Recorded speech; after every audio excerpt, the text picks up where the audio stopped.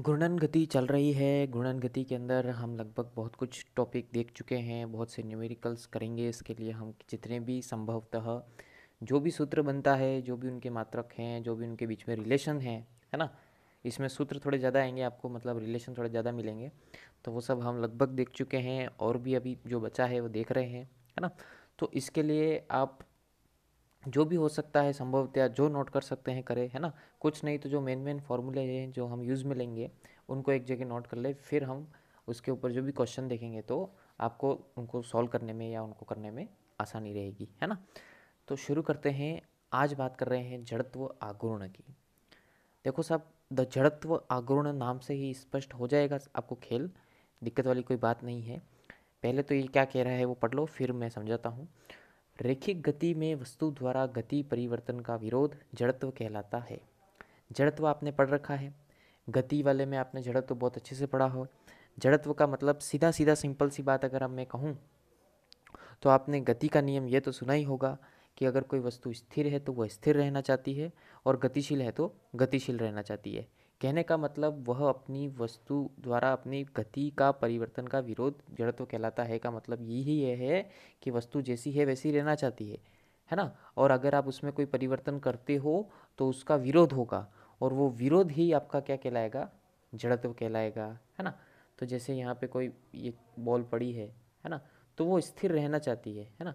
लेकिन आपके अंदर मस्ती सूझी कि मैं इस बॉल को लात मारूं, है ना, और इसकी मैं गति में क्या करूं, स्थिति में परिवर्तन करूं, तो ये बॉल अपनी स्थिति के परिवर्तन का विरोध करेगी। तो वह क्या कहलाएगा, जड़त्व।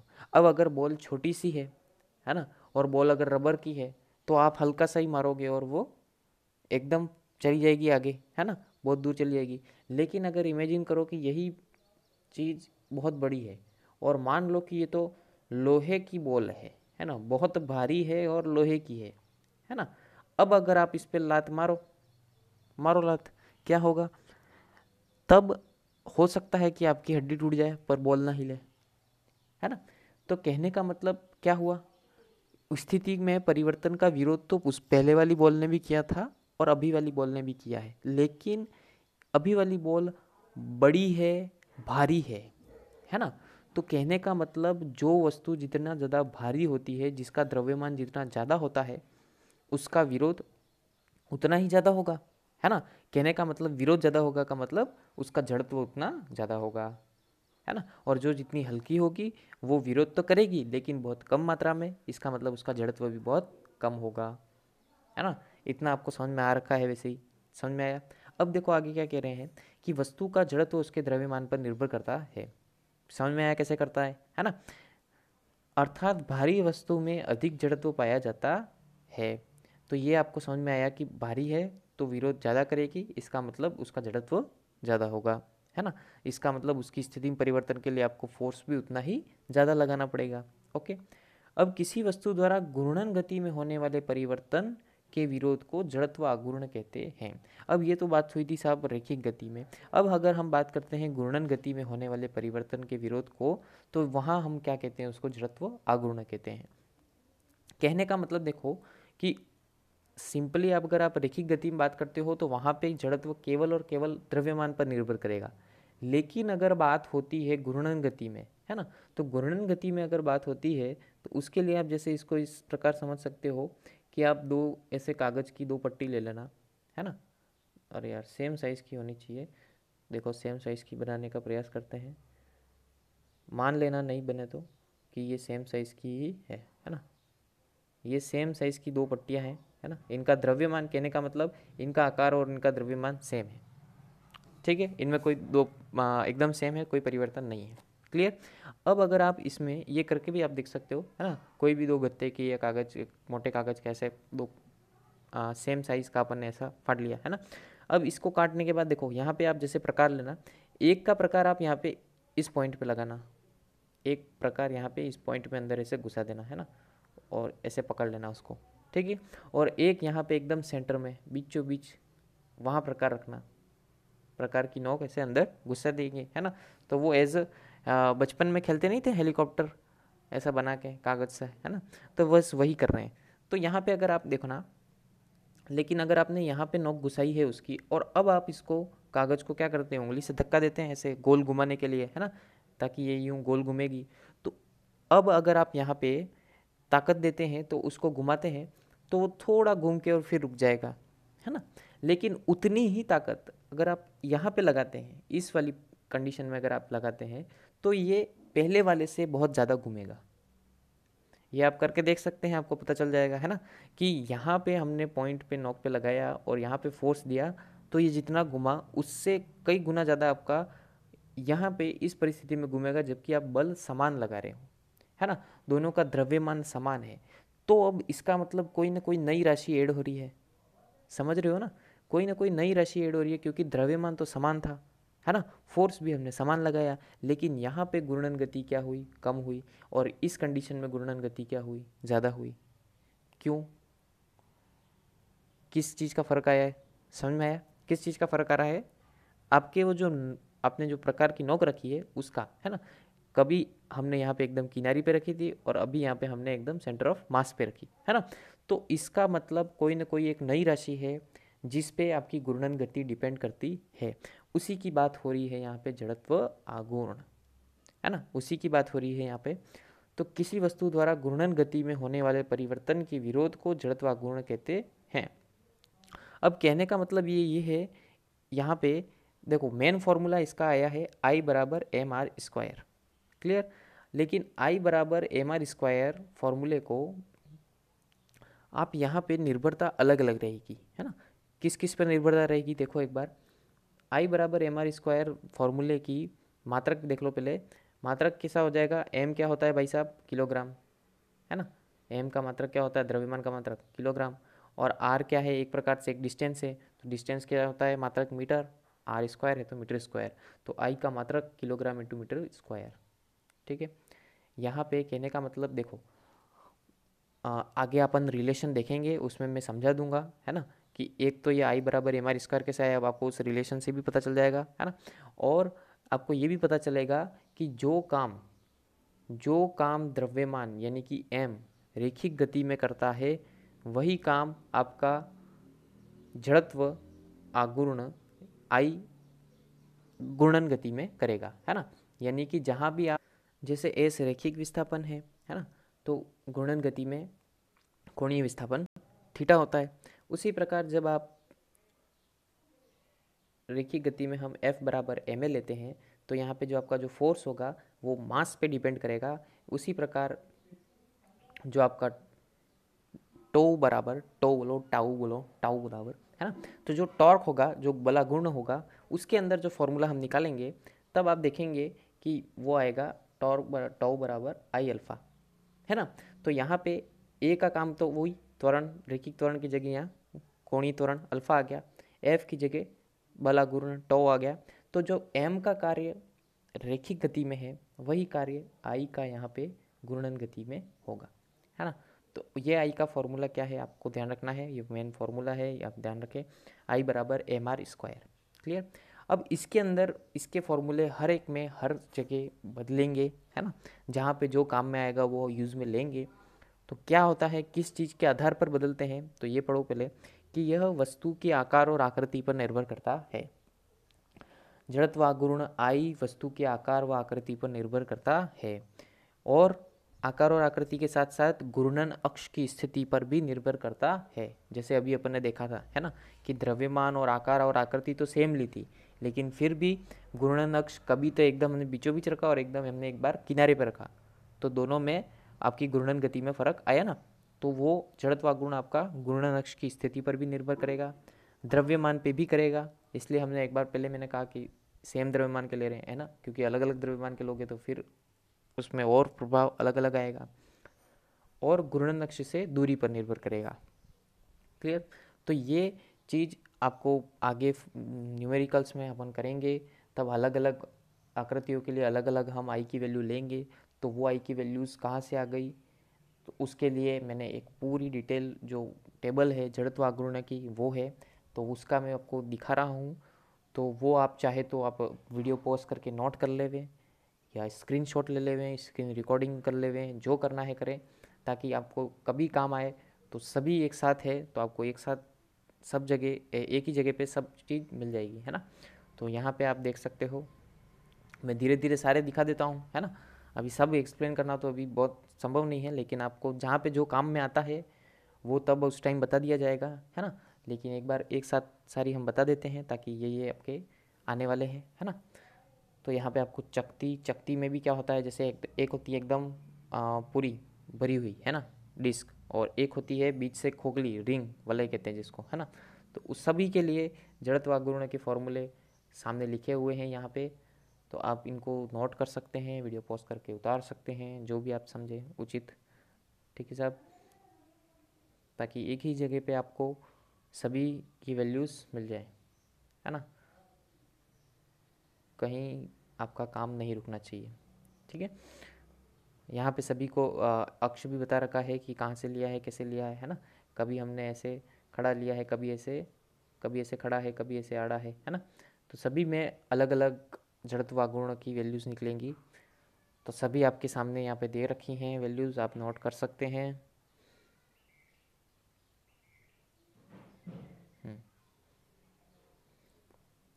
थोड़ी मेहनत तो करनी पड़ेगी साहब, है ना। थोड़ा तो हाथ पांव चलाना पड़ेगा अपने को, ताकि आपको भविष्य में कोई दिक्कत ना आए।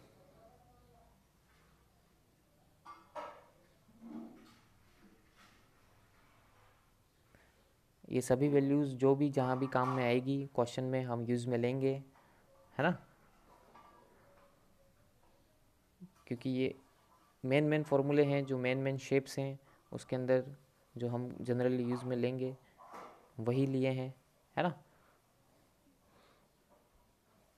तो आप कृपया करके नोट कर लें वे।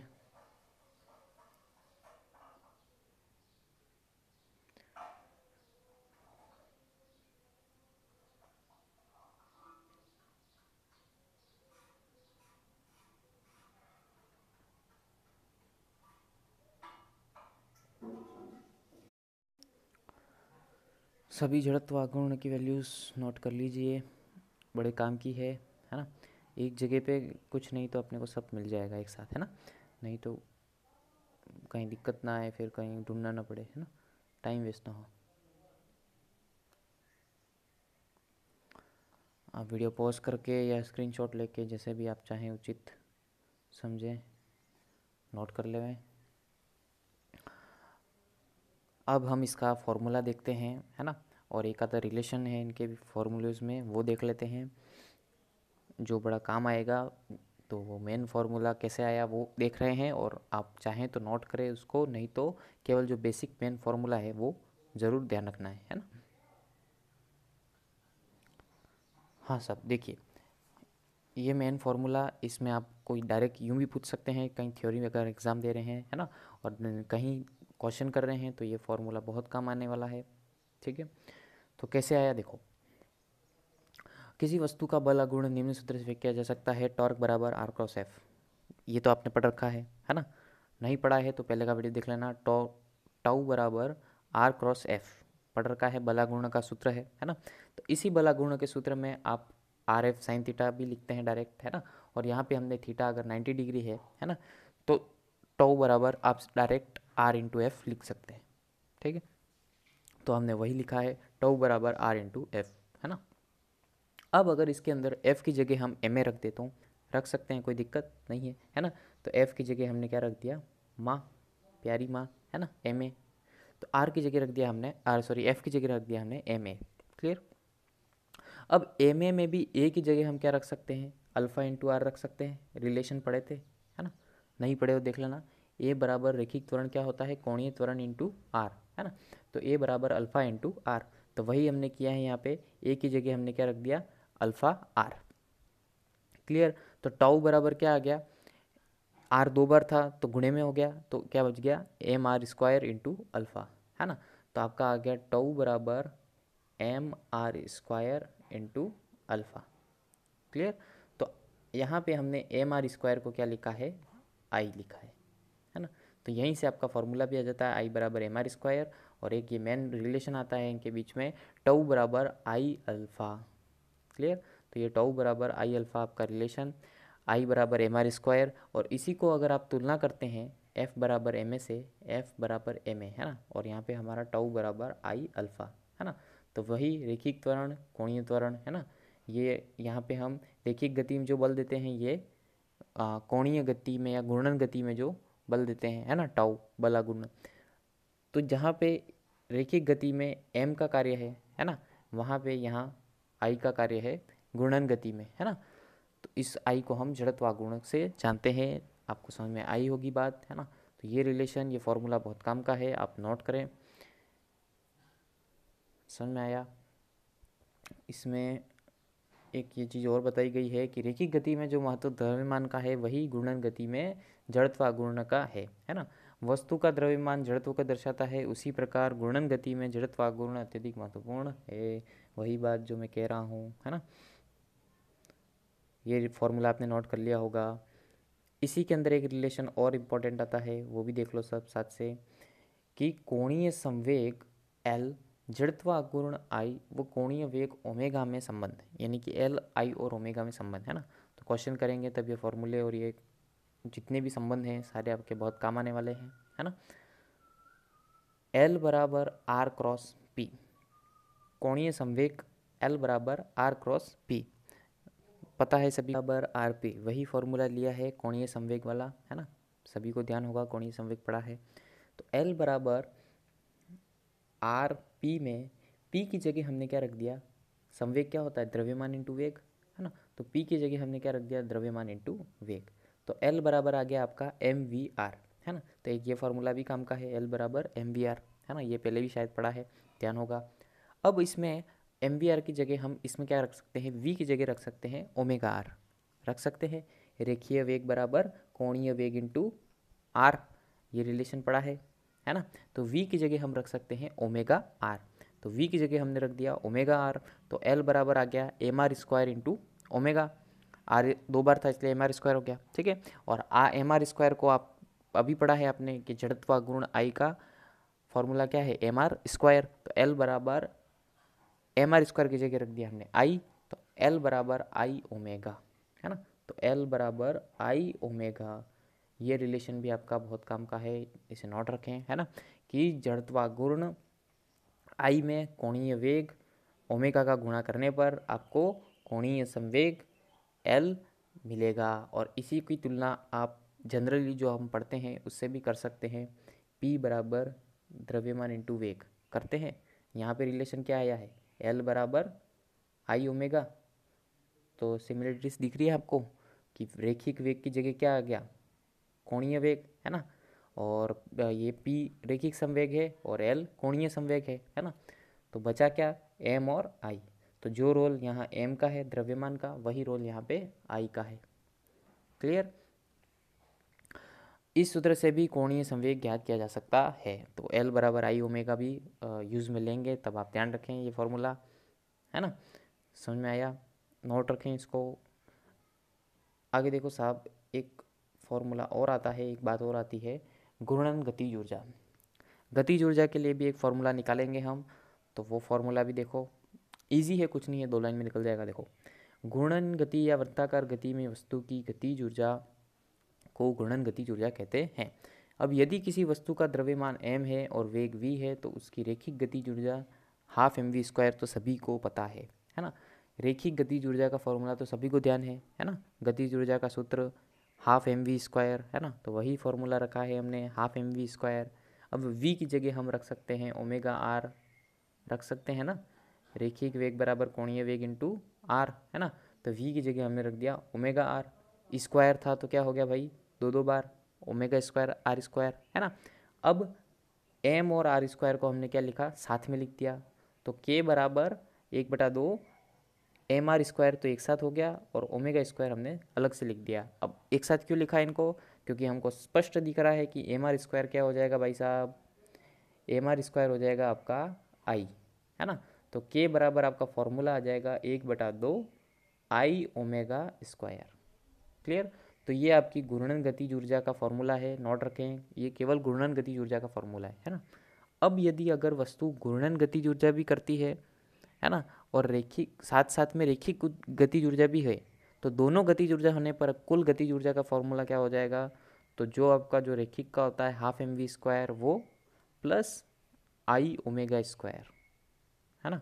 तो घूर्णन गतिज ऊर्जा प्लस रैखिक गतिज ऊर्जा, अगर टोटल एनर्जी निकलेगी कुल गतिज ऊर्जा, तो कुल गतिज ऊर्जा जैसे कोई वस्तु है ना, तो वो अपनी अक्ष पे भी लुढ़क रही है ना, तो घूर्णन गतिज ऊर्जा यहाँ पे भी है और आगे भी बढ़ रही है ना। तो घूर्णन के साथ साथ रैखिक गति दोनों है ना। तो दोनों पक्षों होने पर हम यह करेंगे, ठीक है। वो प्रश्न करोगे तो आप समझ जाओगे, लेकिन फॉर्मूला आपको ध्यान होना चाहिए, है ना। तो k बराबर 1/2 आई ओमेगा स्क्वायर कैसे आया था, समझ में आया, है ना। वही सिंपल सा फॉर्मूला है हाफ एम वी स्क्वायर वाला, है ना। इसके अंदर v की जगह हमने ओमेगा आर रख दिया, एम आर स्क्वायर को हमने साथ ले लिया, उससे एम आर स्क्वायर की जगह आपने क्या रख दिया, आई रख दिया, है ना। तो k बराबर 1/2 आई ओमेगा स्क्वायर आ गया, ठीक है। समझ में आया यहाँ तक। फॉर्मूला आप नोट रखेंगे, है ना। इसके आगे की बात हम और आगे करेंगे, तब तक आप पढ़ते रहें, अभ्यास करते रहें, है ना। ये जो मेन फॉर्मूले हैं उनको नोट रखें, ताकि क्वेश्चन करेंगे तब इजीली आपसे हो जाएंगे, है ना।